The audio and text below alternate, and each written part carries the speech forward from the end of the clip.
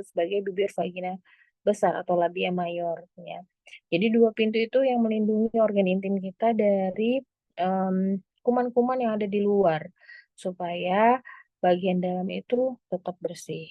Nah, kuman-kuman dari luar itu kalau misalnya dia bibir atau pintunya terbuka gitu atau misalnya bibirnya terlalu besar sehingga menjulur ke luar, maka kuman-kuman itu bisa dengan gampang masuk ke dalam. Kemudian juga di atas lubang vagina itu ada yang namanya uretra atau saluran kencing kita gitu. Sedangkan lubang yang di bawah vagina itu ada lubang buang air besar atau disebut juga sebagai anus. Nah, ini yang bagian dalamnya atau eh, organ reproduksi wanita di bagian dalam. Nah, di terusan dari vagina itu sendiri, tadi kan ada yang vagina, terusannya sendiri itu ada serviks atau mulut rahim. Iya. Barulah kita bertemu dengan rahim di atasnya atau uterus namanya. Nah, uterus ini berhubungan dengan ovarium, yang mana yang memproduksi sel-sel telur. Nanti sel-sel telurnya akan diproduksi bergantian kiri dan kanan setiap bulannya untuk bisa keluar ke arah uterus dan siap untuk dibuahi setiap bulannya. Jadi tugas ovarium itu bergantian kiri dan kanan. Nah, ini tampak sampingnya yang sebelah kanan ini. Nah, kemudian dalam hubungannya itu ada yang namanya siklus menstruasi. Nah, siklus menstruasi itu sendiri sebenarnya terjadi dari 4 fase ini yang mana itu semua terjadi dalam 24 sampai 38 hari. Jadi setiap orang itu berbeda-beda siklus eh, siklusnya gitu. Tapi kalau masih dalam rentang 24 sampai 38 hari ini, artinya itu masih dalam batas normal gitu. Nah, kita bahas yang siklus menstruasi ya, mungkin ini nanti akan jadi banyak pertanyaan juga di sini. Nah, siklus menstruasi itu sendiri ada yang namanya pertama tuh fase menstruasi. Nah, kalau dihitung tanggalan itu selalu kalau dalam siklus menstruasi, hari pertama hari itu dihitung sebagai hari ke-1 dalam siklus gitu. Jadi dia akan terjadi selama 3 sampai 5 hari. Nah, kemudian setelah itu masuk ke fase folikular. Setelah dinding uterusnya meluruh seluruhnya itu di 3 sampai 5 hari di fase menstruasi, maka pada fase folikular itu hormon estrogen kita akan meningkat gitu. Dengan meningkatnya hormon estrogen kita, maka dinding uterus yang tadinya udah luruh gitu ya untuk keluar darah-darah kotornya akan kembali mulai menebal kembali. Kemudian setelah itu masuk ke fase ovulasi. Fase ovulasi ini adalah yang sering disebutkan sebagai fase di mana eh, apa eh, masa subur kalau bahasa awamnya gitu.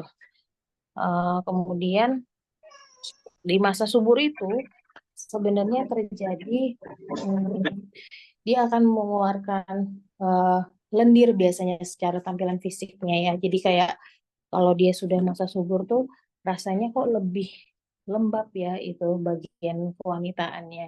Karena sebenarnya di situ terjadi eh, perubahan hormon dan lendir-lendir yang keluar itu sebenarnya pada masa ovulasi itu akan membantu sperma itu untuk berjalan dan menemukan sel telurnya yang ada di dalam uterus gitu. Jadi sebenarnya untuk mempermudah seseorang untuk bisa dibuahi sel telurnya. Nah, kemudian masuk ke fase luteal di mana sini eh, kalau misalnya terjadi pembuahan sel telur itu dibuahi oleh sperma, maka akan terjadi kehamilan. Nah, itu pasti akan terjadi perubahan hormon di sana gitu. Nah, tapi kalau misalnya tidak terjadi pembuahan, maka sel telur yang tadi ada di uterus itu akan memberikan sinyal ke tubuh kita bahwa tidak terjadi pembuahan dan akhirnya dia akan em, meluruhkan kembali, jadi siap untuk meluruh lagi. Jadi masuk ke siklus berikutnya, yaitu siklus menstruasi kembali. Dan akan siklusnya diulang lagi menjadi hari pertama. Dan begitu seterusnya sampai akhirnya nanti seorang perempuan itu masuk ke fase menopause, artinya bahwa siklusnya sudah banyak berubah, sel telur yang dihasilkan oleh ovarium itu tidak sepenuhnya baik gitu ya. Jadi sudah kualitasnya sudah menurun juga gitu, dan itu membuat hormon-hormonnya juga berubah gitu. Nah, ini untuk laki-laki mungkin ibu-ibu juga tahu gitu, tapi mungkin perlu ada beberapa yang mesti eh, apa ya disampaikan gitu, karena mungkin pembahasan soal organ intim ini kan banyak ceritanya, banyak tabunya ya, jadi banyak yang nggak tahu gitu. Nah, jadi untuk laki-laki sendiri itu ada eh, penisnya, di mana di situ ada lubang yang tempat saluran untuk keluar air kencingnya dan juga keluar spermanya gitu. Nah, dia akan seperti yang ibu-ibu lihat di sini gitu, yang warna ungu itu adalah saluran sperma. Jadi dibentuk oleh testisnya, spermanya kemudian keluar dan akhirnya masuk ke uretra atau saluran pengeluarannya itu. Dan untuk yang merah itu adalah saluran kencingnya. Jadi saluran kencingnya itu keluar dari kandung kemih kemudian masuk ke saluran. Itu suatu apa dua saluran itu tidak akan bertemu sebelum dia ketemu sama saluran uretra, namanya saluran kencing. Jadi nggak perlu khawatir bahwa nanti spermanya campur sama kencing atau enggak gitu. Itu harusnya tidak terjadi gitu. Karena di saluran kencing itu sendiri, kalau misalnya dia em, ada sisa-sisa urinnya, maka Allah sudah menciptakan bahwa tubuh kita itu bisa mengeluarkan saluran kencing itu dengan sendirinya, karena dia otot-otot yang di situ akan eh, bergerak atau membuat pompa di situ, akhirnya saluran kencing yang ada di sisa apa kencing yang ada di sisa-sisa di salurannya itu akan keluar gitu. Oke, kemudian kita bahas keputihan. Oh, oke, sampai di sini ada yang mau ditanyakan dulu mungkin. Daripada ini satu arah dulu dari kita ada diskusinya. Kalau saya terus-terusan nanti kasih dalam satu kuliah ini, jadi Boleh, kuliah deh gitu. silakan. Kalau Sampai di ada situ dulu, secara fisik dulu. sampai di sini, ada yang mau Nah, ditanyakan secara fisiknya dari dari Saya mau bentukan mau fisiknya mau, ada nggak mau yang bertanya. ditanyakan? Ada saya Kalau Mbak nggak ada, Feni mau kita izin lanjut. bertanya. Silakan mm-mm. Bundi, silakan. Saya mau bertanya Mbak Feni. Silakan Halo? Bundi. Oh, Iya, kedenger Bundi ya? kedengeran. Iya, kedengeran. Saya nggak kedenger. Ya, baik. Selamat malam, dokter. Izin bertanya. Ya, ya, ya. Tadi kan disebutkan eh apa namanya tipe bibir vagina ada yang besar gitu ya? Kalau nggak salah ya, labia mayornya itu ya tadi ya? Iya, Kalau nggak ya. salah. Labia minor, labia Oh lah mayor. ya, ya, ya betul. Jadi eh, kebetulan anak saya kan empat-empatnya perempuan gitu ya, Bu Dokter Oke, ya. Nah, ini sebenarnya bagus banget nih. Nanti saya minta filenya boleh ya? Karena boleh, anak-anak boleh, Bu. baru sampai soalnya jadi mungkin udah kecapean. Nah, soal Libya itu sebenarnya mempengaruhi nggak sih dengan hal-hal lainnya, menstruasi dan lain-lain, misalnya Libya minor dan mayor gitu ya, karena saya dulu tuh sempat kaget juga kok besar ya, apa Hmm. namanya, saya pribadi gitu ya, kok kok besar gitu. Oh ternyata memang tiap orang beda-beda ya, dan akhirnya saya baru tahu, oh memang ada yang bibirnya besar, ada yang tidak gitu. Itu tuh ada pengaruhnya nggak sih dokter, Libya yang kecil dan yang besar terhadap, apakah terhadap menstruasinya atau hal-hal lain gitu ya? Seperti itu aja sih dok. Oh, oke, oke. Sebentar, saya coba ganti ke ini dulu, ke laptop dulu ya.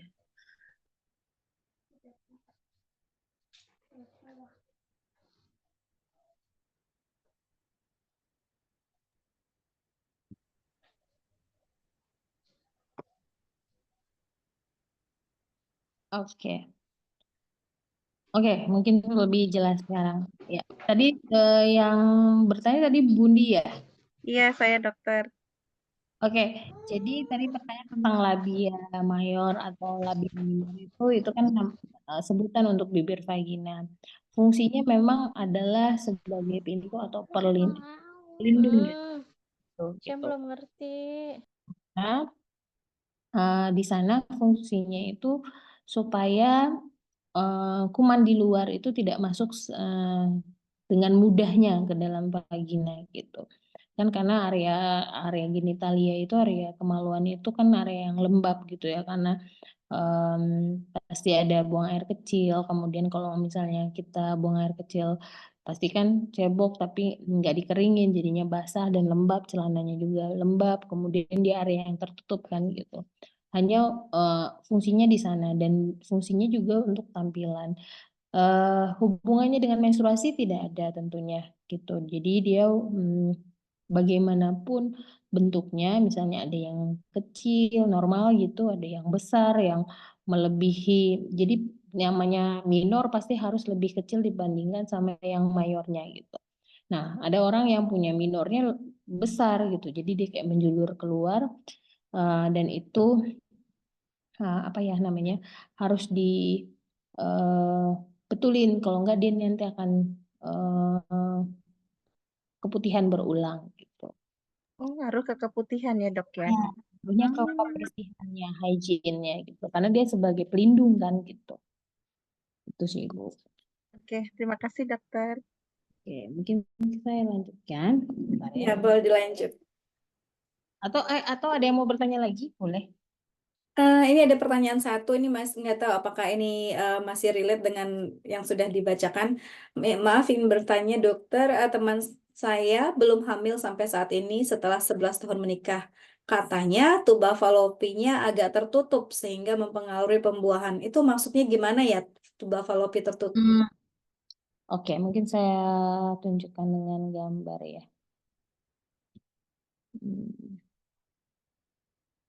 Jadi tuba falopi itu yang tadi saya gambarkan di sini. Ya. Jadi tuba falopi itu ada di sini. Kursor saya bisa terlihat nggak ya? Terlihat, Bisa, Dok. bisa. Ya. Jadi ovarium itu kan tadi yang memproduksi sel telur kita gitu. Nah, dia ada salurannya untuk sampai ke uterus. Nah, namanya tuba falopi. Nah, tuba falopi ini kerjanya tidak disadari oleh tubuh kita. Dia kerja sendiri, sudah diatur untuk bisa kok ini ya, untuk bisa mengantarkan sel telur yang tadinya ada di ovarium yang sudah pecah gitu dari ovarium untuk bisa sampai ke tuba falopi. Nah, saluran ini kalau tersumbat artinya ya sel telurnya nggak bisa masuk gitu ke dalam uterus karena mungkin ibu-ibu pernah dengar juga gitu. Ada orang yang kalau hamilnya di luar rahim gitu. Nah, Ah, iya. Iya, ya, di luar kandungan gitu ya, Dok ya. ya, karena harusnya kalau hamil itu semuanya pembuahan dan nempelnya sel telur yang sudah dibuahi itu harusnya di dalam uterus ini gitu. Tapi begitu si sel telur itu dibuahi enggak di sana, berarti dia di luar rahim. Salah satunya bisa terjadi sel telur yang macet ada di sini, dia berhenti aja nggak nyampe dia ke uterus. Nah itu dia spermanya ternyata bagus geraknya sampai akhirnya si sperma bisa mencapai ke sel telur atau di saluran yang ada di sini, maka kehamilan terjadi di sini. Nah, tuba falopi ini dia nggak bisa membesar seperti gimana uterus kalau yang membesar dari yang dia masih kecil pembuahannya, kemudian besar-besar tumbuh menjadi seorang bayi yang bisa lahir dengan normal gitu, cukup umur. Nggak bisa karena saluran itu kecil. Nah, kalau misalnya tadi keluhannya ininya tersumbat ya atau misalnya mampet gitu, kemungkinan ya sel telurnya nggak sel sperma pun nggak bisa nyampe ke sana karena nggak bisa keluar juga gitu sih. Baik, Cukup. kalau gitu. Boleh cukup, mudah-mudahan cukup menjawab. Boleh kita lanjutkan, Nanti Oke, yang lain kita keep dulu ya pertanyaannya. ya baik. Nah, tadi berhubungan tadi sama keputihan. Saya mau sedikit menjelaskan tentang keputihan itu. Nah, ini nih sebenarnya keluarnya cairan bening dari atau putih gitu ya dari vagina. Nah, itu bisa caranya itu sebagian besar terdiri dari sel-sel dan juga bakteri. Bakteri atau kuman yang ada di sini adalah kuman baik yang ada di dalam area genitalia kita. Nah, kuman baik itu perlu dijaga karena kalau misalnya kadang-kadang kan ada orang tuh suka bersihin pakai vaginal wash gitu terlalu sering. Yang mati bukan hanya kuman yang ada di luar atau kuman jahatnya, tapi kuman baik itu bisa mati juga gitu. Nah, itu juga akan meningkatkan resiko terjadinya keputihan. Artinya si kuman baik ini sebagai senjata kita atau sebagai tentara yang akan membunuh kuman-kuman jahat sebenarnya gitu. Nah, cuma karena terlalu sering dibersihkan si kuman baiknya juga ikutan hilang gitu. Jadinya kita nggak punya benteng pertahanan lagi, jadi kuman yang jahatnya bisa masuk gitu. Nah, keputihan itu sebenarnya alami dan normal kalau dia masih berupa cairan bening atau putih dari vagina. Kalau misalnya warnanya sudah berubah atau sudah muncul bau gitu, itu artinya sudah tidak normal lagi, artinya sudah berbeda kuman yang ada di dalamnya. Nah, kalau udah berbeda seperti ini biasanya ada eh, kecenderungan bahwa nanti menjadi suatu tanda infeksi. Nah, keputihan yang terus-menerus itu bisa membuat infeksi di keseluruhan organ intim kita yang tadi. Yang di dalam pun bisa jadi infeksi juga gitu. Jadi bukan hanya di luar tapi di dalam-dalamnya ikutan infeksi. Nah, karena keputihan dibiarin nih. Jadi kita harus mengenali bahwa cairan atau lendir yang keluar dari kemaluan tersebut merupakan cairan normal. Kalau warnanya sudah berubah, kalau baunya sudah berubah, nah kita perlu periksa kira-kira ini arahnya ke bakteri mana, kemudian nanti dikasih obat biasanya gitu untuk supaya si kuman jahatnya itu mati. Nah, kemudian ini tadi saya bilang keputihan itu ada normal dan abnormal. Kalau normal warnanya jernih dan transparan gitu ya, bening dan konsistensinya lebih cair, nggak terlalu lengket gitu ya. Nah, terus tidak ada baunya dan biasanya muncul kalau ketika hamil, menyusui atau misalnya ketika sedang berhubungan dalam keadaan terangsang, kemudian bisa juga karena akibat memakai pil KB, atau seperti saya bilang tadi dalam fase masa subur gitu. Nah, itu bisa keluar juga keputihan yang normal gitu. Nah, dan itu bisa kondisinya lebih banyak daripada biasanya dari hari-hari.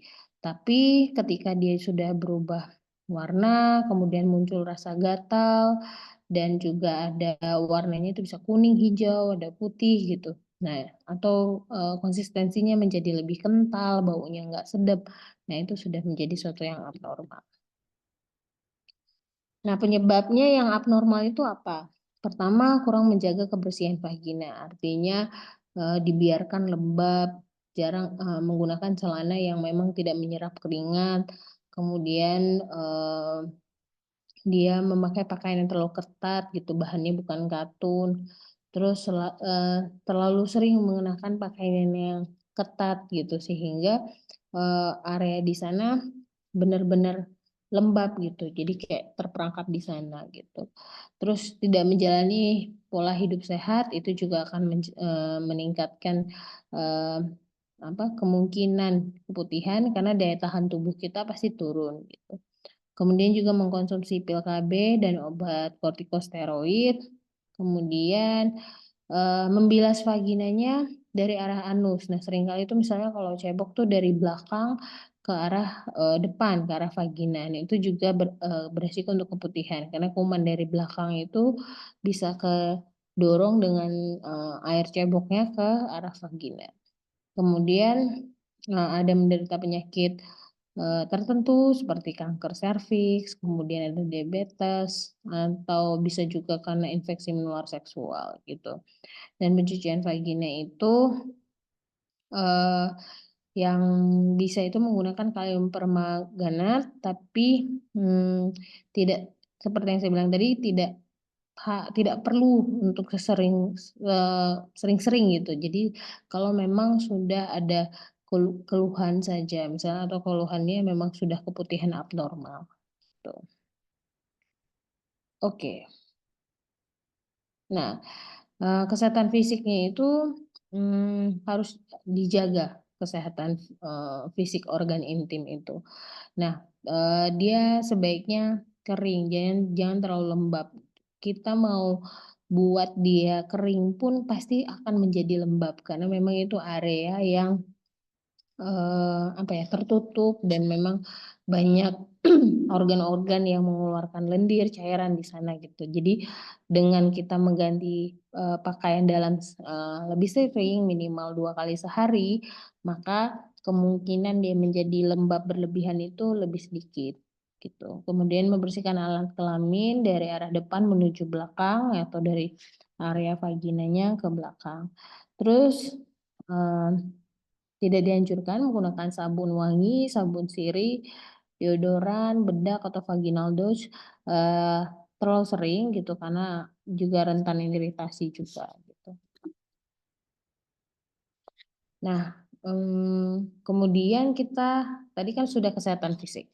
Kita lanjut ke kesehatan mental. Kesehatan mental ini tadi hubungannya sama kepercayaan diri, kemudian juga kepuasan saat berhubungan seksual gitu. Nah, kepuasan dalam berhubungan seksual itu ada beberapa alasan kenapa seseorang tidak mencapai kepuasan dalam berhubungan seksual. Yang pertama karena hubungan seksnya monoton, kemudian kurangnya foreplay, dan kadang-kadang ada namanya disfungsi ereksi, artinya salah satu dari pasangan itu terlalu cepat untuk ejakulasi atau sudah selesai dulu, sudah mencapai klimaksnya, atau terlalu lama untuk bisa ereksi gitu. Jadi dia nggak kuat untuk ereksi dengan waktu tertentu. Atau bisa juga karena vaginanya yang longgar gitu. Jadi kalau dengan vagina yang longgar, baik laki-laki maupun perempuannya pasti merasakan ketidakpuasan dalam berhubungan seksual. Kemudian ketidakpuasan dalam berhubungan seksual juga sangat berhubungan dengan gangguan psikologi atau stres gitu. Nah, jadi kalau misalnya ada masalah-masalah tidak tercapainya kepuasan dalam berhubungan seksual ini, jangan lupa untuk bisa dibicarakan satu sama lain, atau artinya antara pasangan bapak ibu itu berkomunikasi apa problem dalam berhubungan seksualnya gitu. Jangan menganggap bahwa itu kepuasan seksual itu hanya milik laki-laki saja gitu, tapi itu juga milik untuk perempuan. Jadi kalau misalnya perempuan yang nggak pernah puas, bicarakan dengan baik-baik dengan pasangan, atau misalnya untuk yang laki-lakinya merasa nggak puas, misalnya vaginanya longgar gitu, juga dibicarakan dengan pasangannya dengan baik-baik gitu. Dengan komunikasi yang baik, maka akan bisa mencapai suatu solusi untuk keduanya gitu. Jadi jangan takut juga untuk mencari pertolongan kepada ahlinya. Jadi contohnya kalau ke masalah perempuan mungkin ke dokter bedah plastik, obgyn gitu, atau ke yang masalah laki-laki bisa ke dokter bedah plastik atau urologi gitu ya. Jadi bisa dicarikan solusinya. Nah, kemudian kepercayaan itu bisa menurunkan kepercayaan diri juga ya kalau udah nggak puas, akhirnya kita bisa mempengaruhi kepercayaan diri. Contohnya kalau misalnya apa yang harus kita lakukan gitu ya. Vagina longgar yang paling gampang sih kita lakukan senam Kegel. Nah, itu udah udah salah satu terapi yang paling gampang dikerjakan gitu.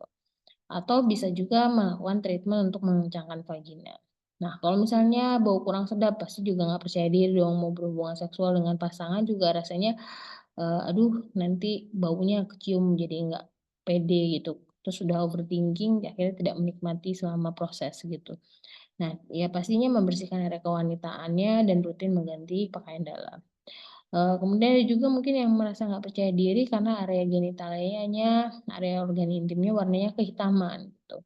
Nah, kita bisa menggunakan skincare khusus untuk area organ intim, bisa untuk menggunakan sabun yang mengandung kojic acid supaya dia lebih warnanya lebih cerah gitu. Atau pakai treatment-treatment juga bisa dengan peeling, laser itu bisa dikerjakan. Kemudian banyaknya bulu rambut yang ada di area organ intim. Nah, itu sebenarnya ini ada pro dan kontranya masalah bulu karena memang bulu itu dijadikan ada di sana adalah sebagai pelindung juga untuk organ intim. Nah, kadang-kadang kalau terlalu lebat maka kuman dengan gampangnya tinggal di sana bersembunyi di antara bulu-bulu tersebut gitu. Tapi kalau misalnya nggak ada sama sekali, maka itu juga membuat area organ intimnya tidak ada pelindungnya gitu. Jadi kalau nggak ada pelindungnya ya eh, kuman dari luar, infeksi dari luar gampang masuk ke dalam gitu. Jadi nanti semua hal ini bisa dikonsultasikan dengan melakukan eh, konsultasi dulu kepada ahlinya gitu sehingga bisa dicarikan treatment apa yang penting bisa dilakukan. Ya, 7:30 tapi mulai lagi. Kemudian Kan nih Nah, kemudian yang ketiga ada kesehatan sosial. Seperti saya bilang tadi bahwa ketika yang paling sering itu adalah ketidakmampuan atau hilangnya kontrol kandung kemih dan kita tuh sulit menahan buang air kecil. Kayak misalnya ketawa, terus kayaknya ada yang keluar sedikit gitu urinnya. Atau batuk, atau misalnya bersin, tiba-tiba celananya jadi kayak ada urinnya gitu. Nah, ini biasanya terjadi karena eh, penuaan sehingga terjadi penurunan kemampuan dari organ-organ eh, buang air kecilnya gitu. Dan itu biasanya usia di atas 50 tahun. Dan rasanya nggak nyaman banget untuk kita bisa bersosialisasi dengan orang kalau seandainya kita punya problem seperti itu gitu kayak sedikit-sedikit ke toilet, sedikit-sedikit ganti pakaian dalam misalnya gitu. Nah, itu juga mengganggu gitu ya. Nah, jenis-jenisnya macam-macam. Yang paling sering itu eh, adalah yang ringannya itu stress incontinence. Itu yang kalau misalnya batuk, terus misalnya bersin, itu kan tekanan dalam perut kita meningkat gitu. Jadi dia kayak dipencet deh, kayak dikegencet si kandung kemihnya sehingga keluar urin gitu.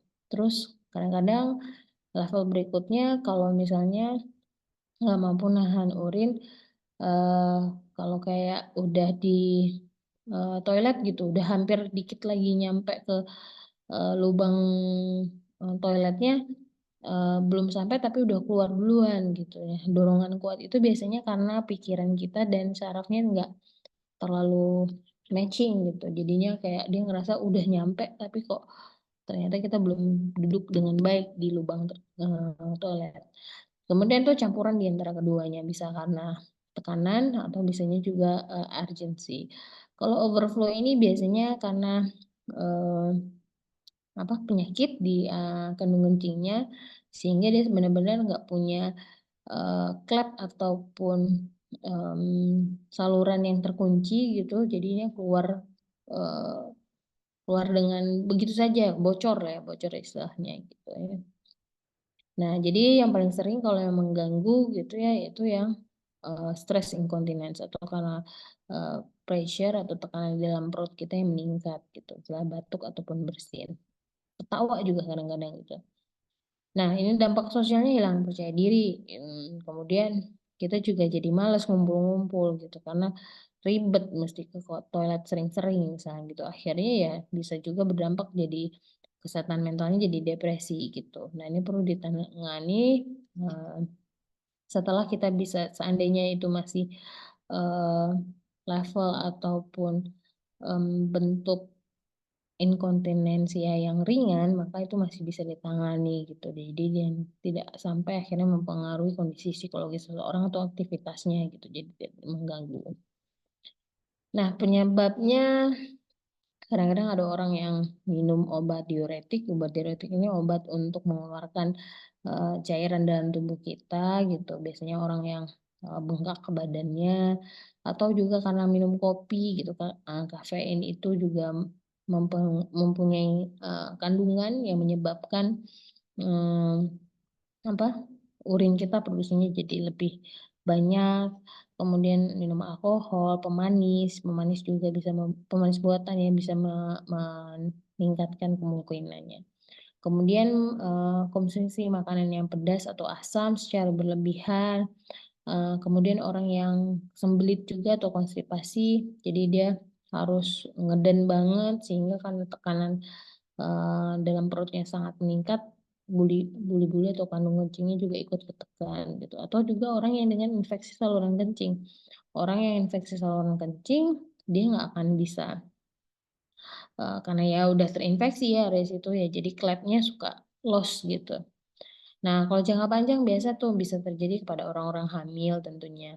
Nah, orang yang bersalin, karena orang yang bersalin normal itu kan area panggulnya bengkak semua ya, karena dorongan kepala anak.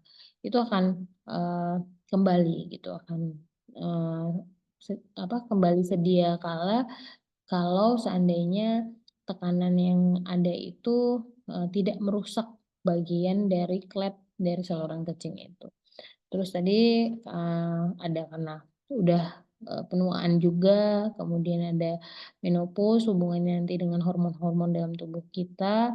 Kemudian bisa juga terjadi gangguan saraf. Nah, sering tuh misalnya kayak orang jatuh, terus akhirnya dia sarafnya putus atau gimana, jadi akhirnya dia saluran kencingnya nggak bisa dia kontrol gitu. Jadinya dia urinnya ya udah keluar terus-terusan aja gitu, bocor terus-terusan. Terus untuk pada laki-laki itu biasanya karena ada kanker prostat. Karena tadi seperti yang di tempat tadi saya jelaskan bahwa di saluran itu akan ketemu dengan saluran prostat sebelum akhirnya dia keluar ke saluran yang ada di penis. Nah, cara mengatasinya pola hidup sehat tentunya itu udah pasti. Karena dengan pola hidup sehat artinya kita tidak pernah menahan pipis yang terlalu lama sehingga kita juga tidak membuat atau memaksa kandung kencing kita untuk dalam kondisi menahan gitu ya. Jadi dia nggak dikasih stres yang berlebihan. Jadi nggak boleh nahan buang air kecil nih ibu-ibu, supaya kalau memang udah berasa pengen pipis ya ke toilet gitu. Terus batasi konsumsi kopi atau minum beralkohol, makanan pedas dan minuman yang manis. Kemudian berhenti merokok tentunya. Hubungan rokok pasti hubungannya sama saluran pembuluh darah. Saluran pembuluh darah ada di mana-mana termasuk di saluran kencing kita.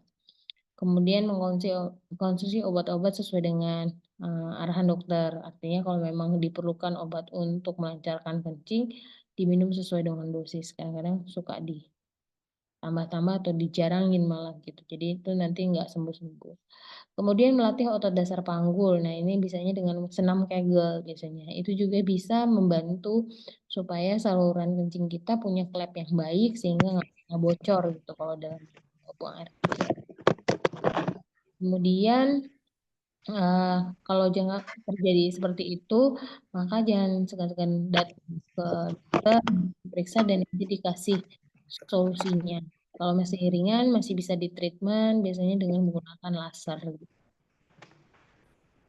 Oke, mungkin itu yang bisa saya sampaikan.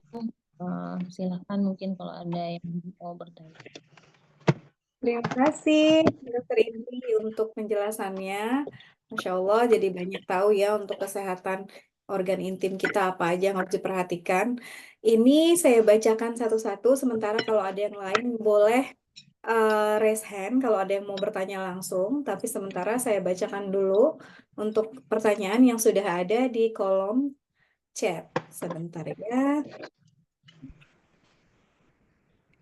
Kita ke atas lagi dulu nih. Oke. Dokter ingin bertanya, untuk menjaga kebersihan area kewanitaan, apakah perlu produk sabun khusus ketika mencebok atau cukup disiram saja? Dan apakah perlu digosok agar bersih? Tadi udah sempat disinggung kan ya untuk pakai sabun pembersih organ intim. Boleh dijelaskan, dokter?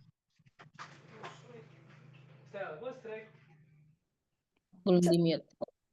Jadi kalau sabun-sabun area genitalia, sabun-sabun vagina begitu, itu biasanya pH-nya memang disesuaikan gitu. Jadi dia tidak terlalu keras dan pH-nya sesuai dengan area genitalia. Tapi sekali lagi penggunaannya tidak boleh terlalu sering gitu. Dan biasanya pun digunakan kalau memang kita dalam fase punya keputihan yang abnormal gitu. Jadi bukan dipakai untuk harian gitu ya. Nah, kalau dipakai untuk harian, kita cuma butuh air air air mengalir saja gitu. Air mandi yang bersih dan dibersihkan di area tersebut gitu. Apakah perlu digosok? Nggak perlu. Nah, kalau untuk area di situ kan nanti berasa tuh ya di sana itu ada yang apa bagian kulit yang halusnya atau bagian mukosa jadi kayak basah selalu kemudian ada yang area memang kulitnya sama kayak kulit tangan kita gitulah kulit kulit biasa. Nah untuk area kulit biasanya boleh untuk digosok gitu tapi kalau untuk area yang kulit mukosa atau kulit yang licinnya itu jangan digosok karena itu gampang banget untuk dia luka. Kalau misalnya dia luka, nanti jatuhnya jadi membuat kemungkinan kuman bisa masuk ke dalam sana sampai akhirnya jadi bengkak infeksi gitu. Mungkin itu kira-kira. Baik, terima kasih Dokter Indri sudah terjawab ya dari Uni Madya. Selanjutnya dari Ceyuli ini pertanyaannya menyambung dari Bundi tadi. Temannya punya anak perempuan ketika bayinya lahir sungsang tapi dia tidak mau lahiran sesar. Akhirnya dipaksakan untuk lahiran normal oleh bidan, tapi bibir kemaluan bayi robek dan akhirnya dijahit. Ini yang di Ceyuli mohon diklarifikasi ya, yang robek ini bibir kemaluan bayinya ya, bukan ibunya ya. Apakah Iya ini betul tidak masalah? dokter. Iya. Baik, apakah itu tidak masalah, Dokter Indri? Oh, oke. Kalau dijahit artinya memang sudah seharusnya untuk dijahit sesuai dengan bentuk normalnya gitu.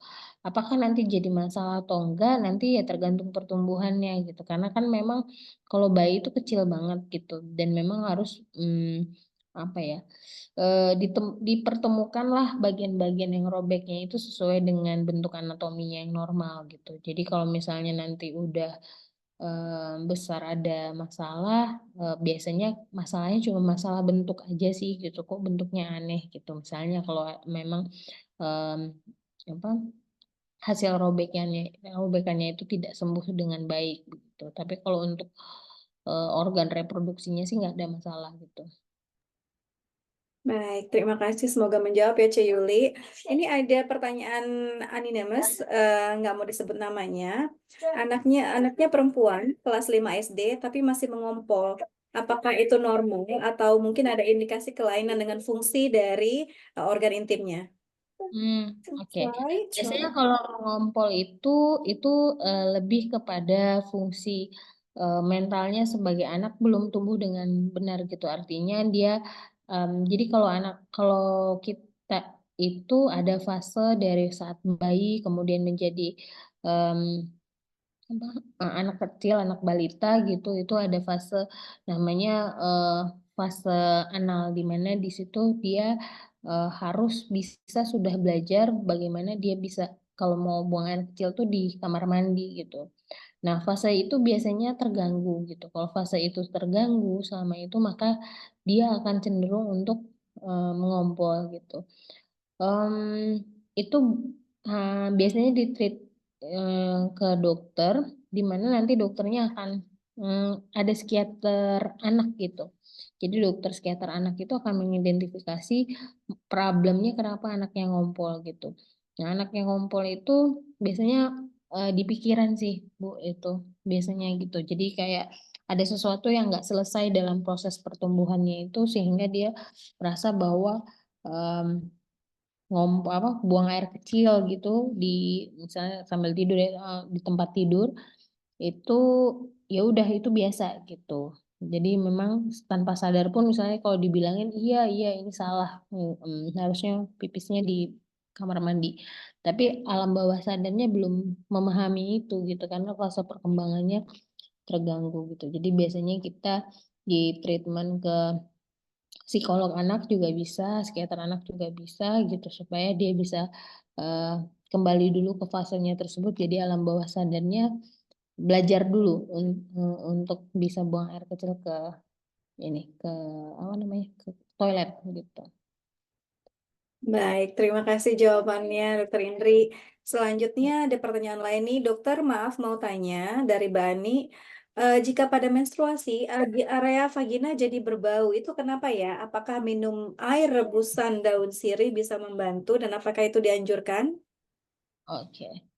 Oke, kalau daun-daunan saya sejujurnya saya tidak melarang juga tidak menganjurkan gitu. Jadi memang em, itu sudah bawaan atau turunan dari leluhur kita gitu. Kalau memang bermanfaat silahkan gitu. Tapi saya tidak melarang juga tidak menganjurkan gitu.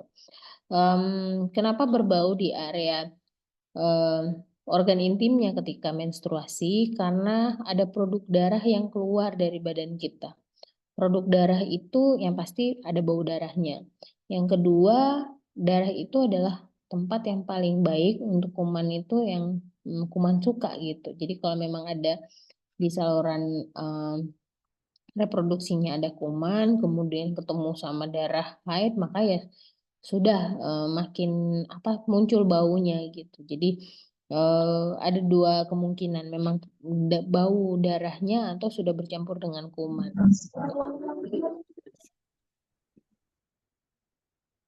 Gitu. Baik, terima kasih Dokter Indri. Kita lanjut lagi ya. Kita kebut aja nih biar selesai Iya. pertanyaannya. Mudah-mudahan biar pada happy pertanyaannya terjawab. Ya, oke. Dari Mbak Ajeng nih, Assalamualaikum dokter, selamat malam. Izin bertanya, saya sering sekali keputihan sampai terkadang gatal yang sangat. Kadang warnanya putih atau kuning keruh. Saya sudah coba ke dokter, tapi hanya dikasih antibiotik sampai 2 tablet sekali minum. Terkadang juga sering sekali anyang-anyangan, sering kebelet pipis, tapi keluarnya sedikit-sedikit. Itu karena apa ya dokter? Apakah ada tips agar kejadian tidak terulang? Dan jika terulang kembali, adakah penanganan khusus untuk menghilangkan kondisi ini? Boleh dibantu dok?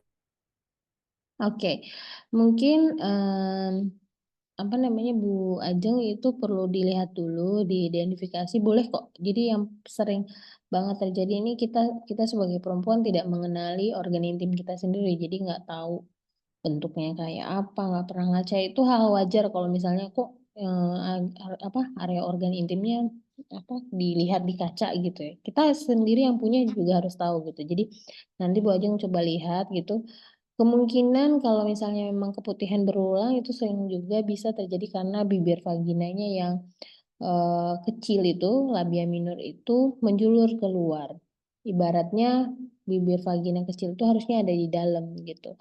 Kalau dia menjulur keluar artinya ada bagian yang di luar itu bersentuhan dengan udara luar atau celana dalam kita, yang mana kuman itu gampang banget buat masuk. Jadi artinya kita udah punya jalan tol dari luar ke dalam. Padahal sebenarnya labia minor itu pintu terakhir atau pintu yang apa paling terakhir untuk melindungi liang vaginanya gitu. Nah, biasanya sering terjadi tuh pada orang-orang yang labia minornya besar atau lebih menjulur keluar gitu.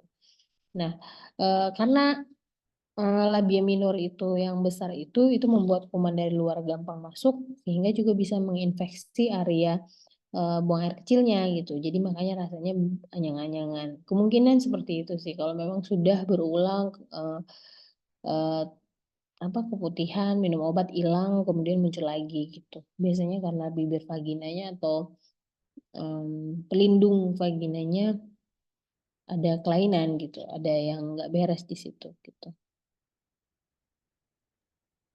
Baik, terima kasih Dokter Indri. Mungkin untuk Mbak Ajeng bisa langsung ke dokter aja dicek untuk artinya secara fisikal organnya sudah benar seperti misalnya kayak yang tadi dibilang dokter Indri, kalau agak besar jadinya dia akan keluar dan gampang terkena kuman. Mungkin dari fisikalnya boleh dicek ke dokter. Jadi nggak cuman dari luar dokternya nanya terus dikasih obat, tapi memang langsung juga dicek dari kondisi fisiknya sendiri. Mungkin kayak gitu ya dokter Indri ya. Mm-mm. Oke, jadi tahu bentuknya, ini bentuknya udah bener nggak secara bentuk gitu kan ya. Eh, mungkin Bundi boleh tuh lagi angkat tangan, silahkan Bundi.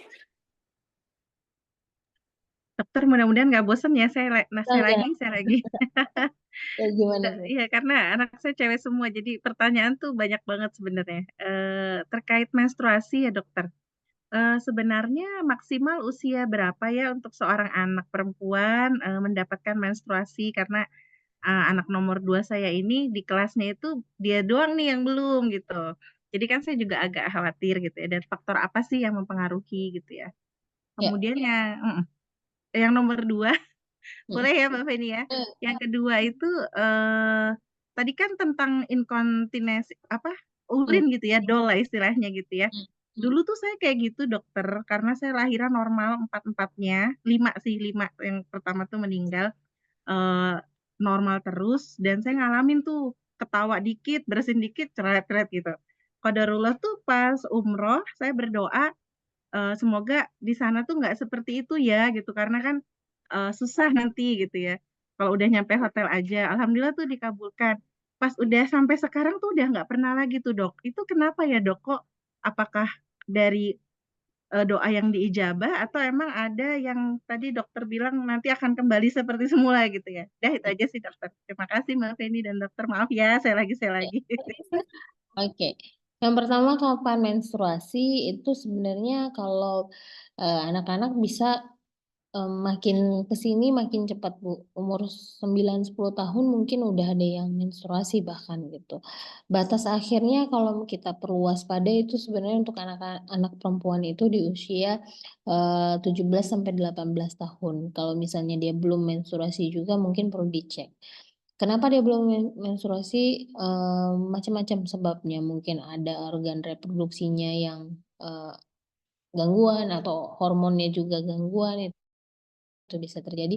Atau yang paling simpel adalah karena selaput darahnya ketutupan semua. Karena selaput darah itu harusnya ada bolong-bolongnya yang membuat dia haid pasti akan keluar melalui bolong-bolong si selaput darah itu gitu. Tapi kalau dia ketutupan full gitu, nah kan dia akan numpuk di sana gitu. Biasanya perutnya makin lama kok ngerasa makin besar, makin keras gitu. Itu kalau soal menstruasi. Nah, kenapa makin ke sini makin cepat menstruasi itu? Karena oksidan dalam tubuh kita makin banyak. Contohnya yaitu makanan-makanan cepat saji, makanan-makanan yang memang eh, merangsang hormon estrogen kita muncul, kemudian apa karena ya pola hidup sehatnya kurang gitu. Nah, itu makanya makin ke sini karena sering junk food gitu kan ayamnya biasanya ayam-ayam yang disuntik estrogen yang ada di situ pasti kita akan berpengaruh pada hormon kita gitu jadi makin ke sini mungkin umurnya makin muda umur 9-10 tahun mungkin udah ada yang haid gitu Kalau kemudian kalau faktor disunat gitu dok, ngaruh nggak ke menstruasi karena anak kita disunat? Enggak ya dok ya? Oh baik. Oh anak saya empat-empatnya disunat dok gitu. disunat ya itu hanya apa bentuk atau misalnya bagian perlukaan di area klitoris saja gitu. Oh baik. Untuk menekan ini ya nafsu gitu ya dok ya. Oke, Mm-mm. ya. Kasih dok. Kalau yang pertanyaan kedua mengenai inkontinensi urin tadi itu eh, memang ada kalau kalau secara agama saya percaya itu apa ya doa yang diijabah gitu ya. Tapi kalau secara medis mungkin bisa dikorelasikan bahwa itu terjadi sementara itu kalau misalnya orang yang baru lahiran atau misalnya baru apa ada tekanan di area tersebut gitu kan itu pasti dia punya punya fase atau lamanya dia bengkaknya gitu atau misalnya terganggunya gitu. Jadi jaringannya belum kembali seperti normal. Berapa lama? Mungkin anak pertama mungkin cepat karena kita masih muda gitu. Tapi anak kedua, lahiran anak kedua inkontinensinya agak lama gitu karena usianya udah mulai tua dan seterusnya gitu. Jadi banyak yang mempengaruhi gitu ya. Juga kondisi gimana kolagen dalam tubuh kita, gimana protein dalam tubuh kita untuk membentuk sel-sel baru gitu. Jadi kalau misalnya eh, pada saat umroh itu hilang ya mungkin fasenya udah hilang pada saat itu, fase bengkaknya, fase ininya, jadinya si klep atau sphincter dari kandung kemihnya itu udah balik normal gitu. Masya Allah, gitu ya dok ya. Mm. Baik, makasih banyak dokter. Terima kasih, Dokter Indri. Kita lanjutin ya pertanyaan. Kayaknya udah banyak di chat. Dokter izin bertanya, pada usia berapa anak sudah bisa membersihkan area vaginanya sendiri dengan benar? Awal toilet training di usia 3 tahun masih dibersihkan. Setelah berapa bulan saya mulai lepas untuk bersihkan sendiri. Apakah itu sudah bisa dilepas atau bagaimana nih? Mungkin ibunya pengen tahu menjelaskan dengan baik ke anak itu gimana yang bersih vagina itu seperti apa. Lalu bagaimana cara membersihkan vaginanya ketika ganti diapers pada saat tidur? Apakah cukup dengan kapas yang dibasahi atau disiramkan dengan botol? Terima kasih, dokter. Ini pertanyaan dari Mbak Nur Hayati.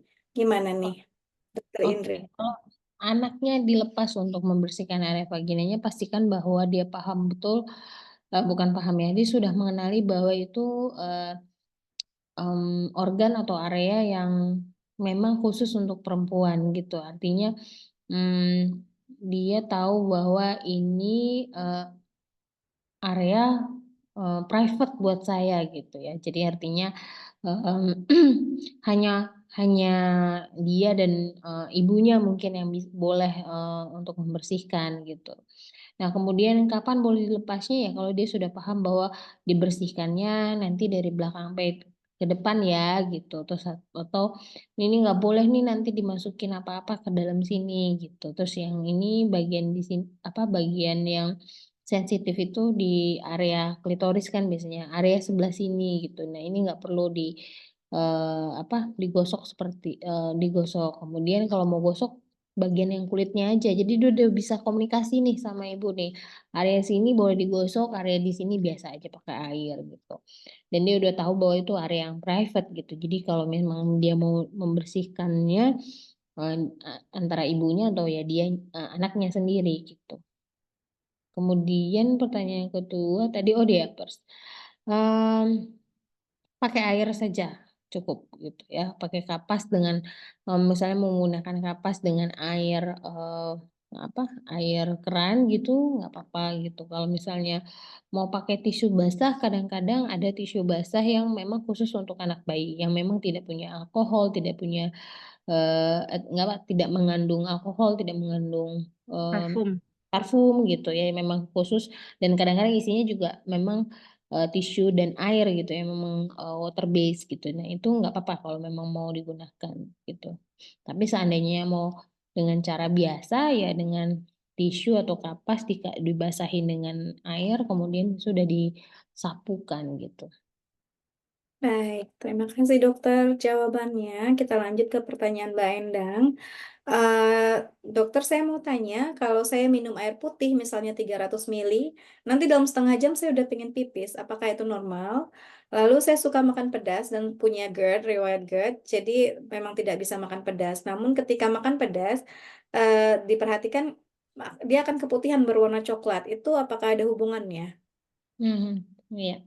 Kalau air putih itu kemudian akhirnya bisa pengen pipis, nggak ada masalah sih waktunya itu mah hanya masalah seberapa cepat ginjal kita apa ya mengeluarkan cairan yang ada di dalam pembuluh darah kita. Jadi kan kita minum air itu kan diserap dulu airnya ke badan, kemudian diserap masuk ke pembuluh darah, terus masuk dari pembuluh darah ke ginjal, ginjal akan mengetahui nih, oh ini airnya kebanyakan nih di dalam saluran pembuluh darah kita, terus harus dibuang. Nah itu memang udah mekanisme normal aja gitu.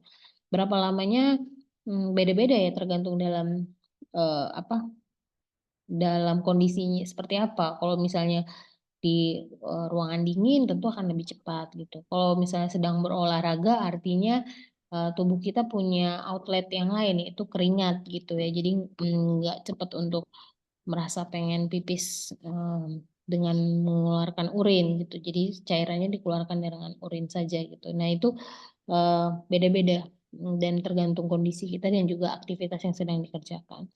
Nah kemudian masalah pedas itu memang kenapa hubungan makanan pedas itu dengan keputihan sebenarnya adalah dengan makanan pedas pertama itu akan membuat pasti metabolisme tubuh kita kadang-kadang meningkat. Karena kadang-kadang orang makan pedas itu kan keringetan ya gitu. Nah, itu juga termasuk di area genitalia gitu. Jadi dia menjadi lebih lembab di area tersebut gitu karena makanan pedas karena metabolisme meningkat, area tersebut jadi menjadi lebih lembab gitu. Nah, kemudian setelah itu ya hubungannya karena lembab ya kuman di sana berkembang biak, akhirnya ya ujung-ujungnya jadinya keputihan. Gitu sih mekanismenya gitu. Jadi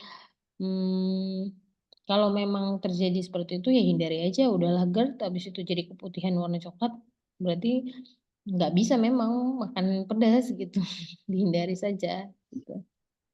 Terima kasih. Terkadang kita susah nahan selera ya, apalagi nahan Iya, lidah itu paling susah. Ada betul. pertanyaan buat Tiasti nih. Selamat malam dokter, izin tanya, manakah yang lebih baik dan lebih sehat pada saat menstruasi, memakai pembalut sekali pakai atau pakai menstrual pad atau tampon? Kira yang mana nih? Oke. Fungsinya beda-beda ya.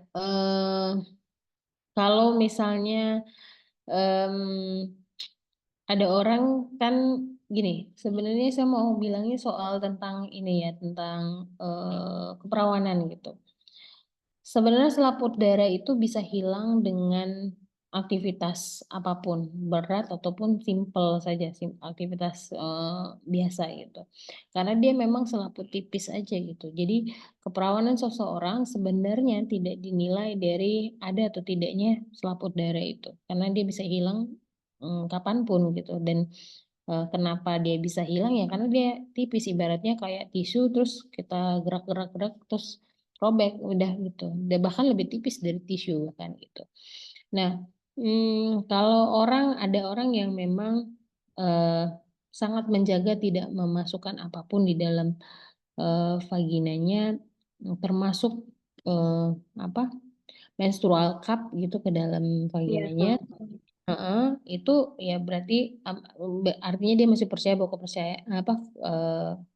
Selaput keperawanan darah itu itu penting ya. Ya, keperawanan itu karena selaput darah, maka ya nggak usah gunakanlah yang eh, menstrual menstrual pad pad biasa. biasa.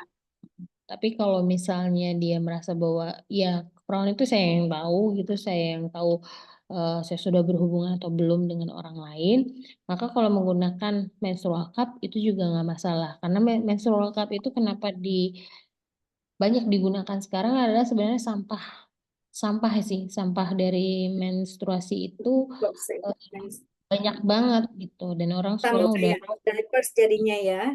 Jadi terlalu mm, banyak sampahnya kayak diapers, jadi nggak bisa didaur ulang. Makanya betul mulai ke menstrual sustainability. cup. Jadi Baik. sesuai aja sih, sesuai. Sama sih tampon juga gitu. Tampon itu sampahnya nggak bisa diurai gitu. Walaupun dimasukin ke dalam. Jadi kalau yang Iya. paling gampang menstrual cup. Tapi kalau misalnya masih percaya selaput darah itu adalah keperawanan, ya jangan dipakai. Jadi ini kayak terbantahkan juga mitosnya ya Dokter Indri ya. Selama ini Mm-mm. kan mitos kita tuh kalau selaput darahnya udah robek berarti udah nggak perawan lagi gitu ya. Selama ini kan itu ya, dan apalagi dulu tuh mitos zamannya kita, nggak tahu kalau zaman sekarangnya, zaman kita tuh kalau nggak berdarah pada saat hubungan pertama berarti nggak perawan katanya gitu ya. Dan itu Iya betul. terbantahkan karena iya, karena katanya ada yang vaginanya lebih elastis jadi tidak akan berdarah seperti itu ya Dok Betul. ya. Ya. Ya jadi mungkin hal-hal tabu yang seperti ini yang selama ini kita percaya sebagai mitos supaya nggak tercerahkan ya gitu ya. Betul, Baik, betul. terjawab sudah ya. Bundi silakan tuh tangannya diangkat silakan. Saya lagi nih dok.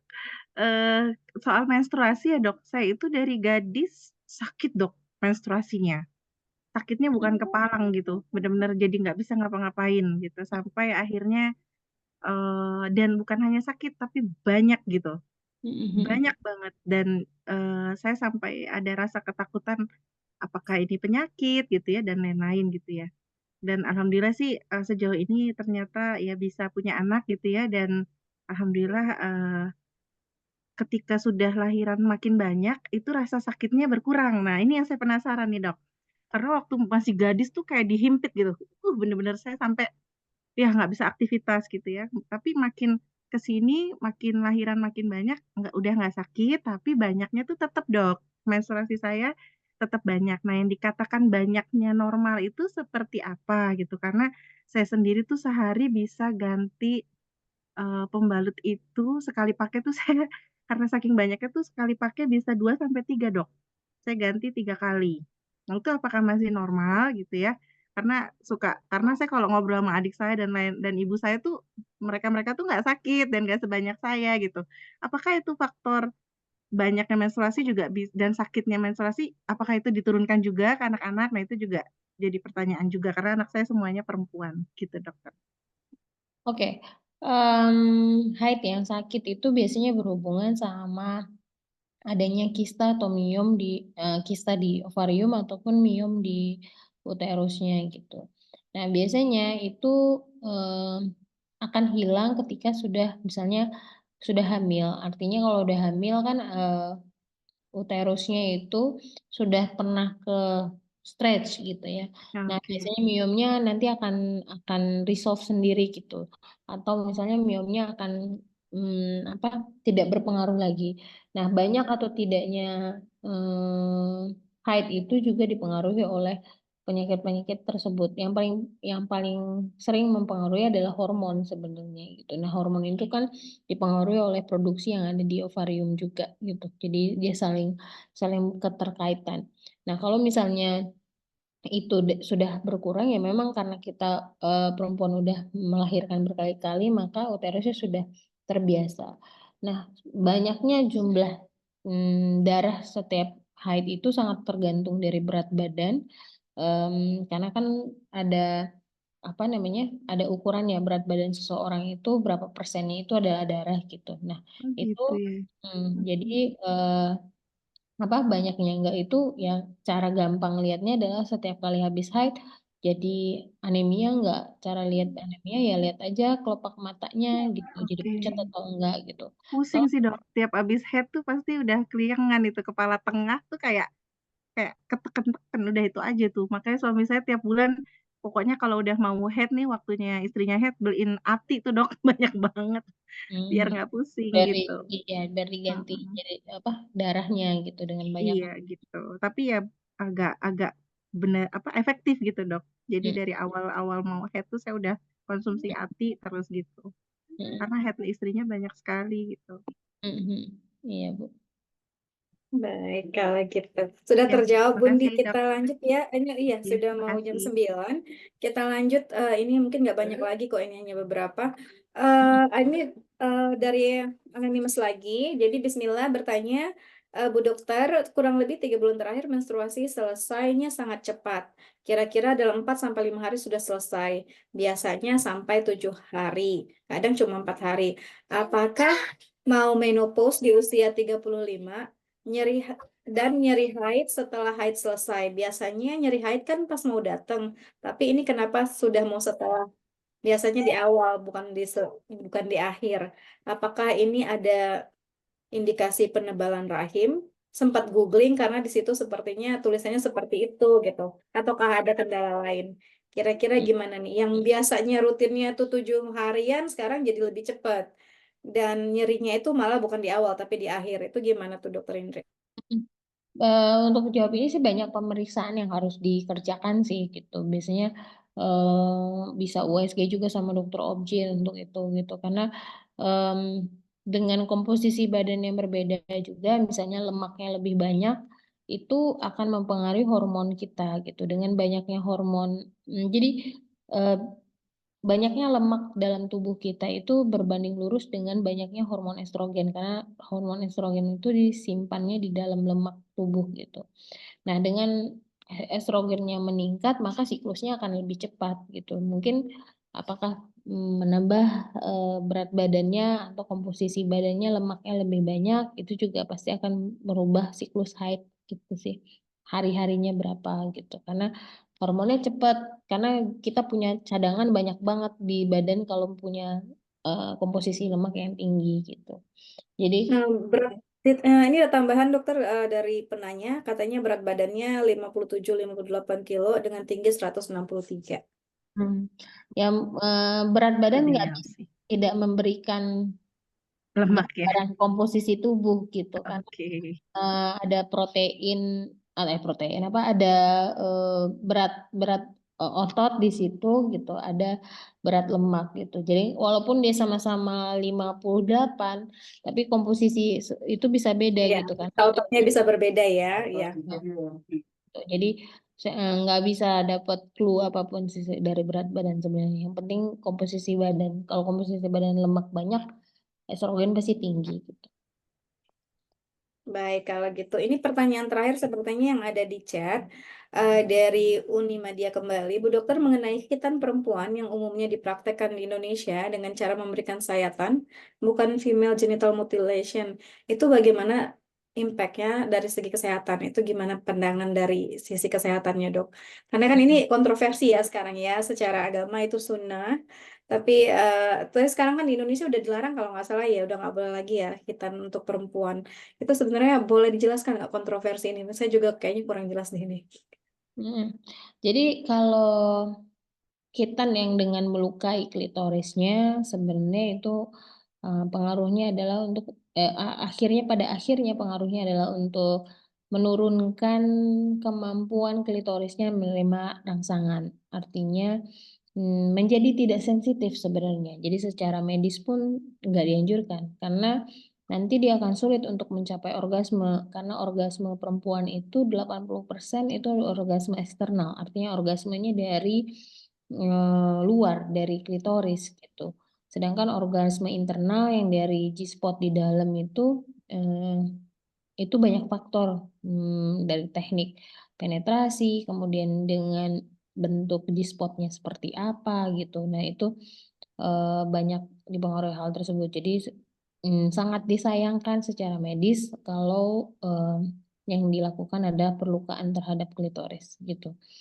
Nah, yang paling benar secara medis untuk misalnya sunat pada perempuan itu adalah kulup. Klitoris itu punya kulup atau punya hoodnya, punya pelindungnya gitu. Nah, pelindungnya ini macam-macam. Tiap orang itu ada yang tertutup 100% klitorisnya, kemudian ada yang kayak nongol sedikit, berapa persen gitu dari permukaan yang harusnya terlihat gitu. Nah, pada seseorang kalau misalnya memang mau dilakukan sunat, yang benar itu adalah kulupnya yang diperbaiki. Karena sebenarnya 80% dari klitoris itu boleh untuk terekspos gitu, untuk tidak tertutup oleh kulupnya. Karena tujuannya misalnya saat berhubungan seksual dilakukan penetrasi, maka klitorisnya itu akan tetap friksi atau tergesek gitu, sehingga perempuannya juga akan orgasme gitu kan, merasakan sensasinya gitu. Nah, Sensasinya. jadi yang secara medis bukan dilukai tapi kulupnya yang dibenerin gitu. Sama kalau laki-laki kan glans penis itu atau kepala penis itu sama perempuan itu dia identik dengan klitoris gitu. Jadi memang dari fase pertumbuhan manusia itu adalah dari barang yang sama, asal yang sama gitu. Jadi kalau laki-laki punya kulup, perempuan juga punya kulup. Itu dari barang dan sumber yang sama dulu gitu ya. Jadi kalau laki-laki yang disunat kulupnya yang dipotong, perempuan juga gitu. Sebenarnya yang dipotong harusnya kulupnya gitu. Kalau udah Baik, kalau gede, gitu. udah dihitan, kita bisa tahu yang diambil kulupnya atau bukan dari mana ya, Dok? Karena kan dulu saya anak-anak di bidan semua tuh, Dok. Kalau udah misalnya kalau dari kulupnya yang diambil biasanya ada jahitan sih, Bu, gitu. Ada jahitan. Oh, Tapi gitu. kalau nggak ada jahitan berarti biasanya klitorisnya yang dilukai. Nah, Dipotong. itu Oh, bukan dipotong, dilukai aja. Kalau lukai, oke. dipotong tadi kan yang itu female Female genital. genital ya. Oke. Tapi kalau misalnya dilukai, jadi ada skarnya, ada apa? Ada Bekas jaring sayatannya. gitu. Nah, skarnya itu kalau di klitoris hilang karena dia nggak kelihatan. Cuma nanti sensasinya aja turun karena Bukan saraf-saraf berarti nggak ada sensasi, tapi turun aja kan ya, Dok ya? tergantung seberapa besar luka yang dikasih. Oh, oke. Tuh. Mm-mm. Baik, Dok. Baik kalau gitu. Alhamdulillah pertanyaannya terjawab semua, tapi ada satu nih pertanyaan terakhir nih dok dari saya sendiri. Oh iya, silakan, silakan. Kalau Boleh. pakai kan tadi kan pakaian dalam diganti minimal 2 kali sehari untuk menghindari keputihan gitu kan, menjaga hygiene-nya, sanitarinya. Kalau kita ganti dengan panty liner, apakah itu aman, boleh atau tidak? Karena kan kalau kita yang aktivitas luar gitu kan di luar rumah yang tidak memungkinkan untuk bolak-balik ganti, kalau panty liner kan gampang ganti buang gitu. Itu boleh nggak sih? Karena sebagian orang pasti ada yang sensitif atau enggak, tapi masih boleh aja ya kalau pakai panty liner. Itu yang pertama. Yang kedua, untuk perempuan yang seperti kita di akhir 30 dan 40-an, itu kan sudah masuk premenopause ya. Premenopause itu kan biasanya bisa terjadi 15 tahun, 10 tahun sebelum even menopause kan gitu ya. Itu apa sih yang harus kita lakukan ekstra untuk menjaga supaya, karena ternyata menopause itu bukan cuman di organ intim aja ya, sampai kemana-mana imbasnya gitu, secara fisik keseluruhan juga ngimbas ternyata. Boleh dibantu dok untuk kita ini yang sudah mulai menua. Oke. Yang pertama tentang panty liner. Jadi penggunaan panty liner tidak dilarang, tapi memang penggunaannya memang harus sesuai gitu. Artinya sering diganti juga, karena banyak sekali kan panty liner tuh kayak pembalut belakangnya kan apa plastik ya gitu. Jadi kalau kalau misalnya dia sama celana dalam dan ternyata panty linernya basah, kita nggak akan tahu karena celana kita kering aja gitu. Jadi seringkali jadi lama gitu makanya. Nah, kalau misalnya makainya lama dan dibiarkan lembab ya ujung-ujungnya sama gitu. Jadinya nanti hygiene-nya jelek, infeksi gitu. Tapi kalau misalnya begitu dia kita ke toilet kita ngerasa ini udah basah, lembab gitu, diganti gitu. Jadi sering ganti misalnya selama menggunakan panty liner saat berkegiatan di luar nggak masalah sih gitu. Karena kan lebih sulit untuk ganti celana dalam ya karena bawa-bawa apa bawa plastik untuk gantinya dan seterusnya gitu. Tapi kalau panty linernya diganti dengan sering nggak masalah. Kemudian pertanyaan yang kedua tentang apa tadi Kak? Menopause. Oh, menopause ya. Menopause. Mm. Ah, menopause itu pasti kadar estrogen kita amburadul gitu. Nah, makanya prosesnya butuh 10 tahun itu banyak karena memang banyak yang apa yang mesti disesuaikan di tubuh kita termasuk tadi ya kadar lemak itu gitu. Nah, kalau dengan hilangnya estrogen yang paling sering dipengaruhi ke perempuan itu adalah nyeri sendi gitu. Karena estrogen itu dibutuhkan tubuh kita untuk membuat eh, cairan-cairan di sendi gitu. Nah, persiapan untuk menopause adalah kita menguatkan otot-otot yang nempel sama tulang kita atau istilahnya skeletal muscle. Caranya ya eh, latihan strength gitu, latihan beban gitu. Supaya ketika kita sudah kehilangan lemak lemak kita udah nyimpen nih estrogen terus tapi karena menopause kan hilang gitu ya.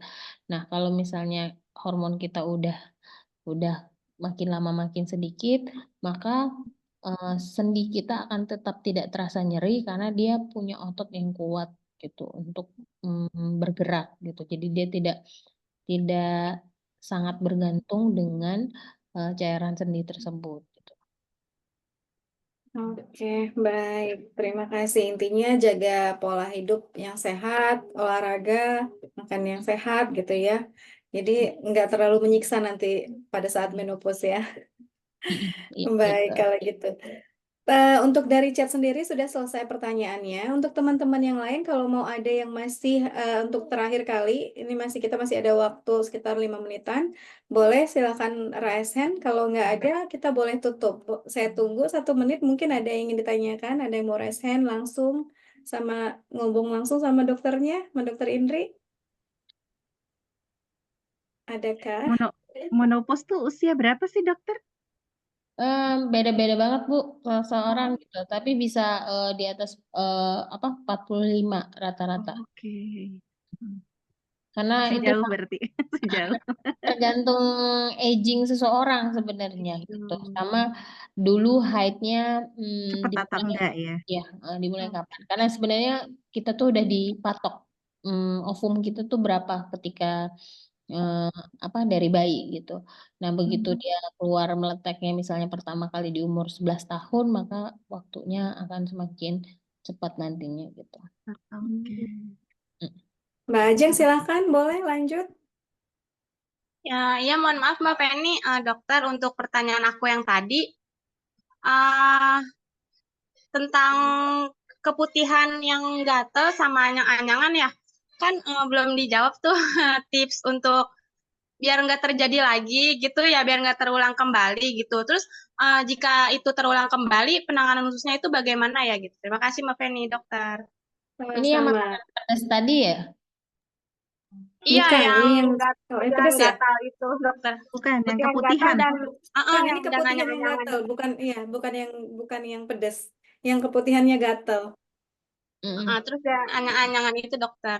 Oh, ya itu tadi kan coba cek dulu kalau memang masalahnya di bibir vaginanya ya maka yang diperbaiki bibir vaginanya, jangan sampai bibir vaginanya keluar gitu atau menjulur keluar sehingga mempermudah kuman gitu.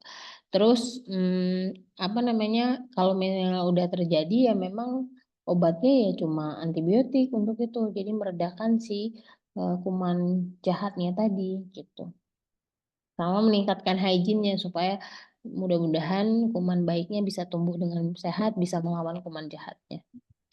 Iya, berarti tadi udah disimpulkan bahwasannya coba dicek dari kondisi fisiknya sendiri, apakah kondisi fisiknya itu dalam kondisi yang memang proporsional atau tidak. Nah, kalau itu nanti udah benar, paling ya tadi kata dokter antibiotik. Apakah sudah menjawab Mbak Aja?